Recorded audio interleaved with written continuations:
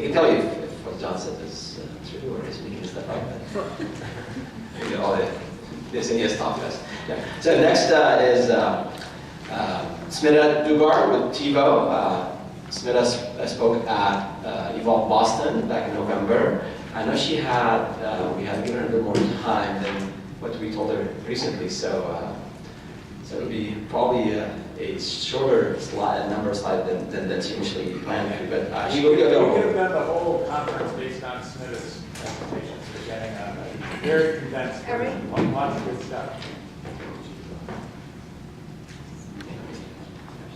So the topic is on long-term behavior and performance tracking with Google Analytics. And Smita. All right. So hi everybody. This is quite a cool crowd. So just wanted to introduce myself. I'm Smita Dugar. I work in consumer insights organization at TiVo.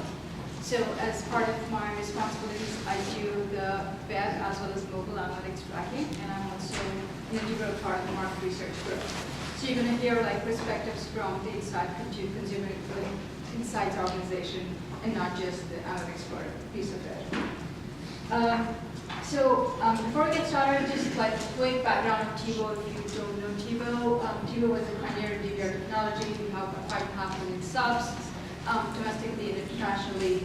And we basically are going to talk about how we implemented mobile analytics with our mobile apps. So we have a mobile app that allows you to watch recordings from your DVR. And so it's just kind of, the journey of where we got there and what insights we get from it. And your guys are very helpful in helping us get started. And hopefully you're going to make strides and make our data richer. So again, before I get started, let's just take an overview of what's happening in the app world. At this point, we have 1.3 million apps in the Android store, 1.4 in the Apple iTunes store. What's interesting is that this ratio was about 6 months back when I was doing these slides. It was the other way around. Apple was about 1.4 million, Android was 1.2 million. You just see like how tremendously Android is growing. But the thing is that a lot of these apps are not used that often. In fact, about 20% of them are used only once. And I'm sure like all of you have been in a situation where you get an app, you use it once, and you forget about it, and then that's the issue that we have, is that a lot of these apps, because there's so many of them, they are not getting used. And half the apps lose their peak users within 3 months. This is a statistic that local analytics publishes. It's called the half-life of app, and you want to avoid that death, or you want to avoid the time that it takes for your app to start declining. And this is true especially for gaming apps, not so much for user apps like ours, but it's just something that you've got to be cognizant about, that people are not going to care about or bother about your apps after a certain amount of time. So you don't want to end in the graveyard. And what I'm going to talk about is how we use this data to kind of stay, at least not do that decline. So we've grown a little bit. It could have been better, but using data would just definitely help you stay ahead of the graveyard and not get there, hopefully. So in order to stay out of the graveyard, you've got to do the learning loop, which is basically build your app, learn from it, measure what's happening, learn from the data, and then implement your ideas back into the app in the next iteration, which is what we've been doing, is that every version of the app that we publish, it's got like some learning from the previous version, and we're just trying to make the user experience better and better and trying to promote our goals through this process. So our companion app basically complements the DVR experience. So it's both the iOS and Android app, and there is no e-commerce, so you're not going to hear any revenue statistics from me. But this could very well apply to whatever else you're doing, and hopefully you take away something from it. Our key metrics that we track, and I'm going to go into key metrics in general about apps in a second, but we basically look at the number of subscribers who are using this app and the percentage that is actually streaming or watching the video or watching the recorded show on this app.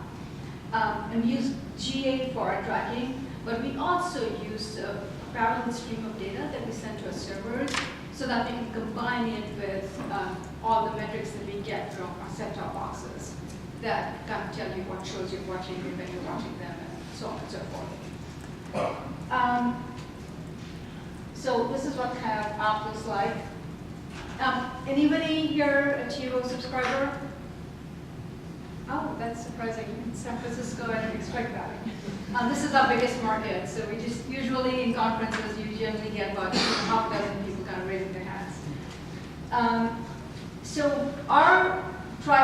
what we have is what we call TiVo's measurement trifecta. So we look at not only the app data, which kind of tells us who's doing what they're doing, when they're doing it, and tells us about engagement and usage metrics. But we also use surveys and usability tests to kind of support the data that we get from the app. So the usability kind of tells us why a user is doing what they're doing and kind of how to uncover design flaws and what the user expects. And surveys are also kind of answer the why, but more importantly, once the app has gone into the field and people are using it, it helps us understand what features they're using, which features are important to them, what is the value that we need to attach to each feature, which you can't really do with pure metrics alone. So these are like really integral parts of the whole data picture. So let's talk about some of the key metrics that we look at, and which could also apply to some of the apps that you're using, and this could also apply to websites, if you just tweak it up a little bit. So I'm bucketing them into adoption, engagement, performance, and outcome. So adoption is like literally, your basic stats, like how many installs do you have, are people aware of your app, have they, launched it, are you growing, are you adding subscribers, are you losing subscribers, where did these people come from, and the virality factor, which is generally a term used for viral videos. And but if you have an app or gaming app that you expect to go viral, then how do you measure that virality? And then that's the engagement part, which is really, really important, which is looking at the users, or the daily average users, the monthly average users, active users, frequency, how often they come to the site, how many screens did they visit, what are they doing there, where are they coming from, and all the details, all the segmented details. And then for apps, it's really important, or actually anything mobile, it's really important to kind of look at the error rates, the load times, and crashes, because I know personally that 5 out of 10 apps that I use has some issue every time I go into it. So this is not, and even our apps have this issue. So we're trying to constantly correct those as we go with the newer versions and newer iterations.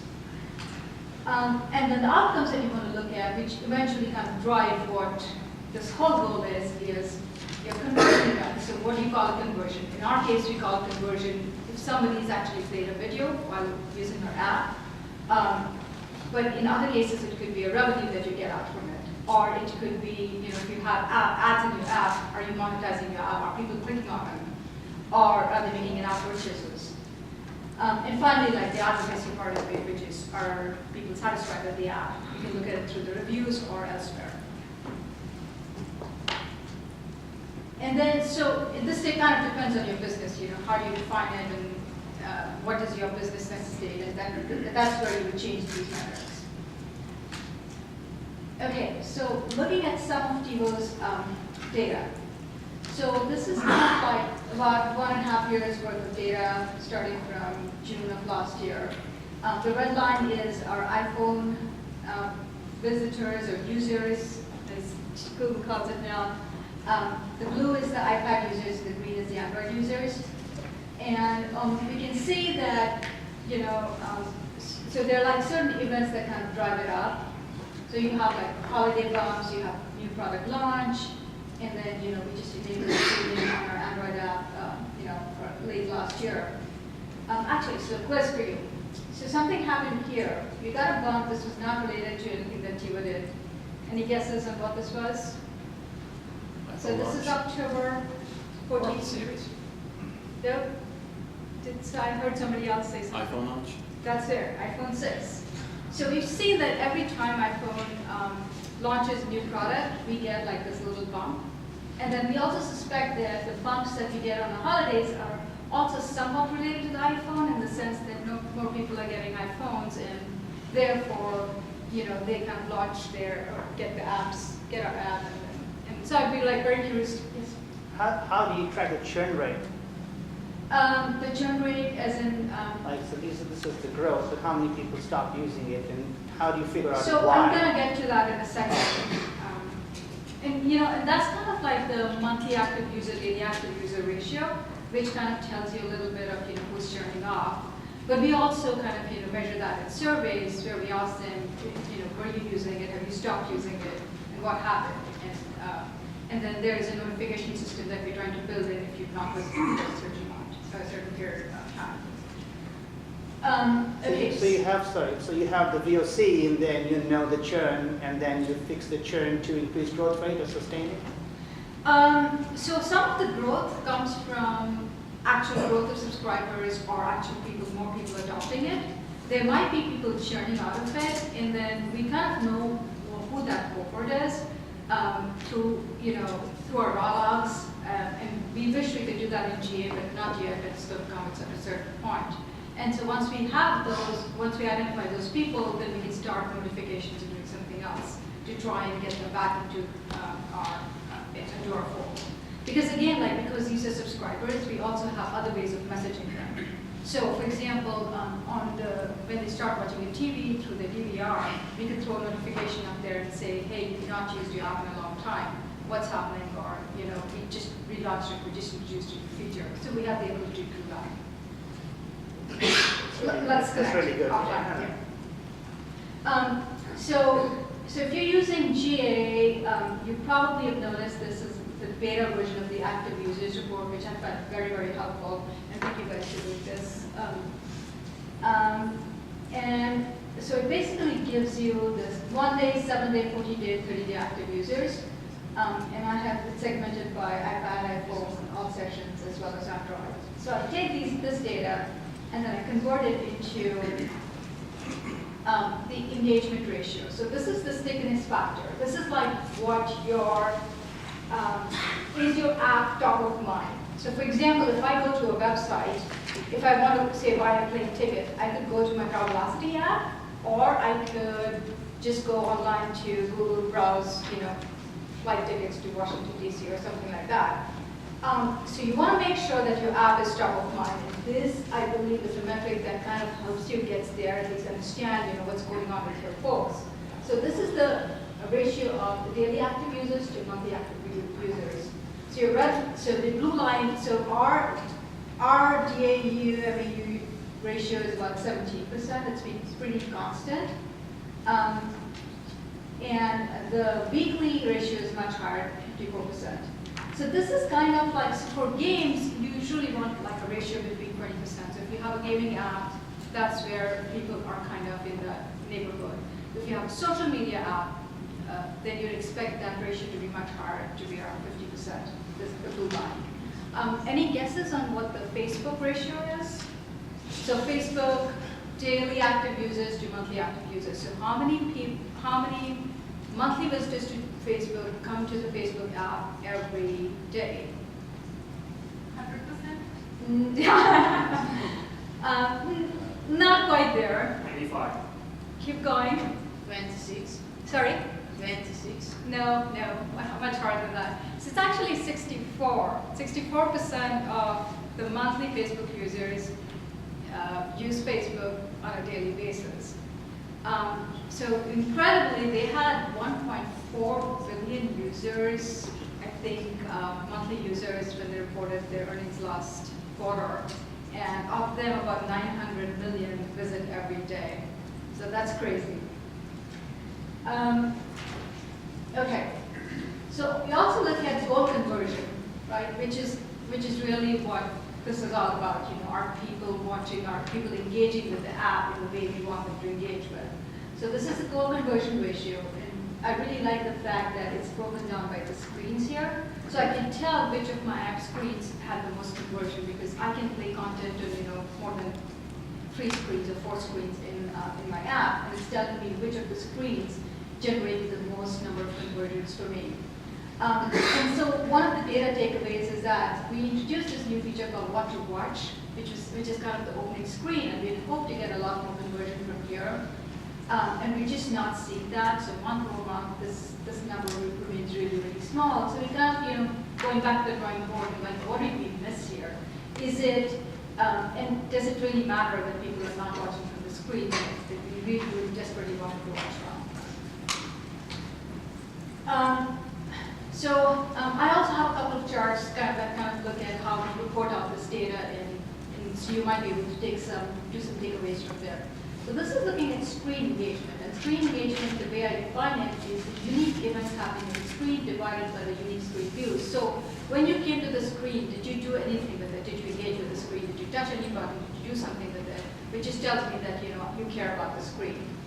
And what I'm going to look out for here is, my shows, which is where all your recorded shows are kind of compiled, is the highest in terms of the unique screen views. And naturally, the screen engagement is really high as well. However, what I'm trying to look out for here is areas where the screen views are not that high, but the engagement is really, really high, or the time spent on the screen is really, really high. So if you look at the remote, it only accounts for 8% of the screen views, but there's a lot of people spending a lot of time on this. So this kind of got us thinking, okay, remote. So the remote basically is, it kind of dummies the actual physical remote. So instead of using your regular remote, you can just use the iPhone remote or your Android remote to operate your TV, operate your DVR, and watch your stuff. So it kind of got us wondering, if you want people to use this app more, do we use the remote as a Trojan horse and just get them to start using the remote? Because the people who spend the remote also spend a lot more time in the app. And those are the things that you look for with your app, is like, what is it that's driving engagement, and can you use that to leverage up and make them use the other features as well. So just wanted to put a screenshot in here of how our event tracking works. So the apps are... In the screen views, do you measure like how long your users are spending watching videos? I'm sorry? Do you measure like how long your users are spending watching videos? Like Yes. streaming and stuff? Yes. So that's a little tricky. It's tricky because when you watch a video, sometimes there's like a start and a stop, right? So so what happens is that if there's like an error, sometimes the app is not reported, or the app. So we've come up with, when we look at the data, there are a lot of outliers. There are like maybe 20% of the sessions that are 0-second sessions, 0 or like less than 1 second sessions, and there's like maybe 5% of sessions that are really high, like 3 hours or 5 hours, which we know is not possible. So something went wrong in there. So when I try to look at the data on the video length through GA, it doesn't make a lot of sense to me. But we are also passing the raw logs, so we take the raw logs, we clean them up, and then we can't compute the video play time. The other way to do that, which is kind of used as a proxy sometimes, is I just look at the session duration. So the session duration of the segment who watched a video versus segment did not watch a video, and kind of just compute the difference and know that the video plays about 15 minutes per session. And that's like a really easy way to get to it. So event tracking, if you're doing any mobile apps, you're going to use event tracking, you're going to use a lot of it, and it gets really, really crazy. So you have the event category. So in my case, we use the screen name as the event category. So the screen for my shows is the event category, remote is the event category, guide is the event category. And then once you get into the screen, the buttons on the screen or the actions you take on the screen become the event action, and the event labels are, so for example, if you start a playback, then it's going to report what show you played or what show you watched.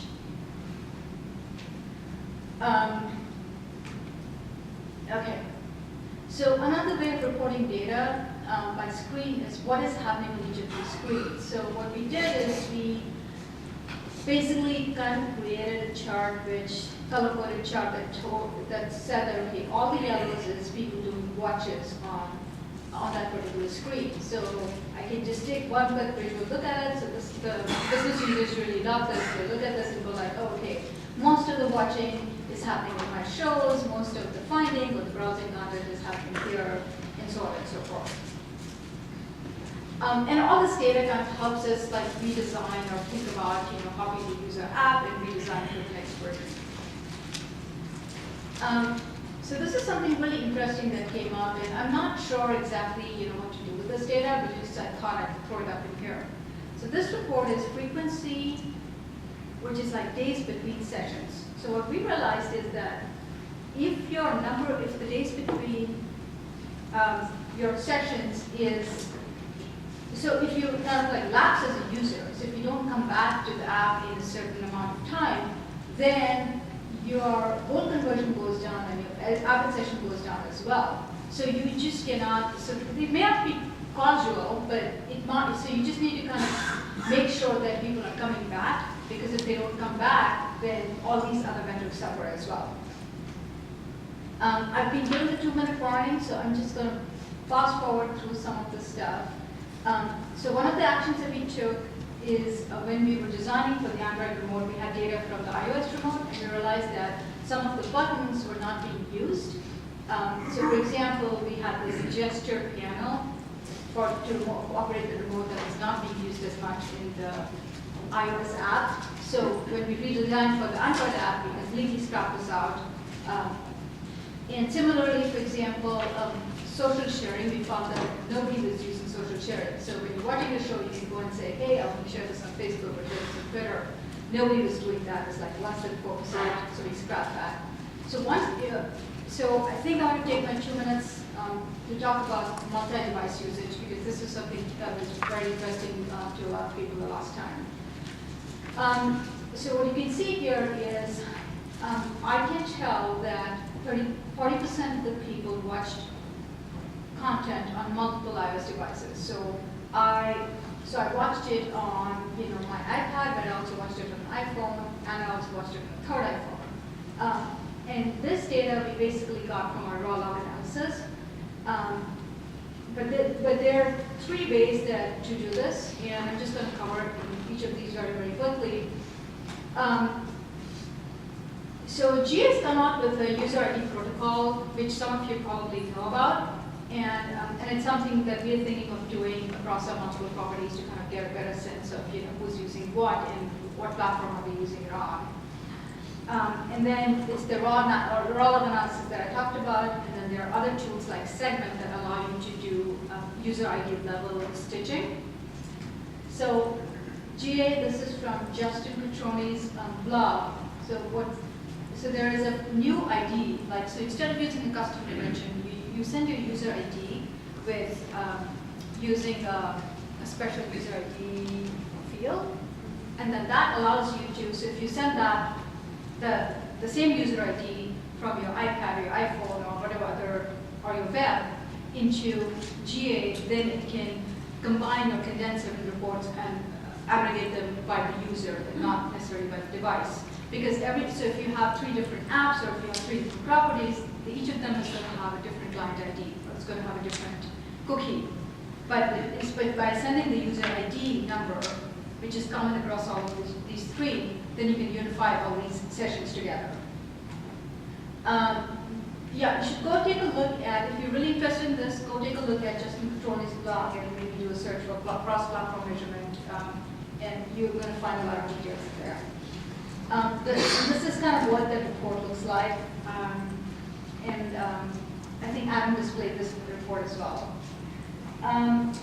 What we do is raw log stitching. So are the parallel logs that we send along with the app. So you can see here, you have 2 logs. They both carry the same user ID. So this is like their unique user ID, but the device type is different. So we take this in the back end, and we've been using SAS to kind of do this, but there are other tools, and there are better tools to be able to stitch these together. So we stitch this together and kind of say, okay, the same person came in on day 1 with an iPad and day 2 with an iPhone. The third thing is that companies like Segment, what they do is they take all your data through their own SDK or through their own API, and so you basically log the who, the what, the when, using their SDK, and then they basically have customized it for a lot of different apps. So you can go and say that I'm going to turn on Google Analytics, so all of a sudden your data is going to get translated into Google Speak, and you're going to see the reports that you would the way you want it in your GA or you optimize the area. Salesforce or whatever else.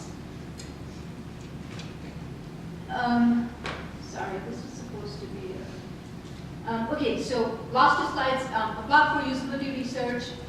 So we found that when we were designing for our Android and our 7-inch tablet, we were like, okay, you guys, you get the phone and not the tablet app.